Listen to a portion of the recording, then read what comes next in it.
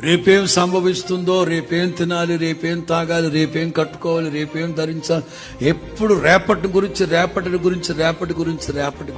కానీ దేవుని వాక్యం అంటుంది, ఏ నాటి కీడు ఆ నాటికి చాలు. అంచేత ఆందోళన చెందద్దు. ప్రార్థనా పూర్వకంగా ఆలోచించి ప్రతి ప్రార్థన, ప్రతి అవసరాన్ని సమయం దొరికినప్పుడంతా ప్రభుతో తెలియపరచండి. ఆయనే సమస్తము సమకూడి జరిగిస్తారు కదా. మనం నిన్నటి వారమే గాని రేపటి వారం కావు. అంచేత ఏనాటికి ఆనాడు ప్రభుతో చక్కటి అనుబంధం కలిగిన వాళ్ళమై, దేవునితో సమ్మతి కలిగిన వాళ్ళై, దేవుని సన్నిధిలో సఖ్యత కలిగిన వాళ్ళై, సహవాసం కలిగిన వాళ్ళై, దేవుడు మనకి ఇచ్చిన వాటిని బట్టి మనసారా ప్రభువుని స్తుతించి ముందు కొనసాగినట్లయితే దేవుడే మనకు సమస్తము సమకూడి జరిగించును గాక. ఆందోళన కలుగు చేసే వార్తలు లేక దుర్వార్తలు మీకు వినిపించిన